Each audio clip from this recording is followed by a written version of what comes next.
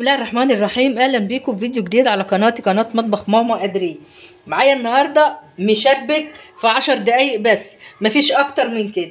عملت المشبك معاكم ده كم مره، فانا بسرعه بقى كده، يعني انا اختصارا للوقت واختصارا بقى كده للوصفه. كوبايه دقيق، نص كوبايه نشا، كوبايه ونص ميه، رشه خميره، رشه ملح، رشه سكر، بس على كده.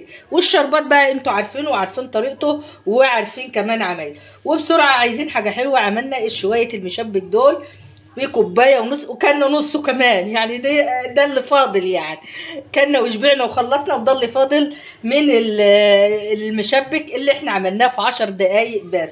ما شاء الله ولا قوه الا بالله، الله اكبر.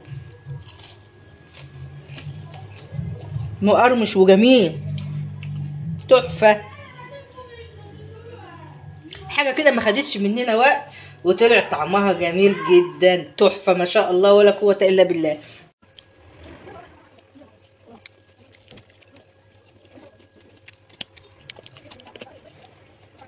عشر دقايق وبسرعه سخنا الزيت وعملنا المشبك وكلنا وشبعنا، ما شاء الله ولا قوه الا بالله، بالف هنا وشفا. وده اللي فاضل، قلت اما اوريه لحبايبي وحبايب قلبي ويعرفوا كمان تأكيدا يعني لطريقة المشبك.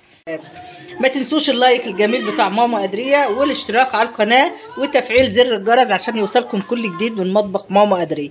وإلى أن نلتقي، أحبكم في الله، والسلام عليكم ورحمة الله وبركاته.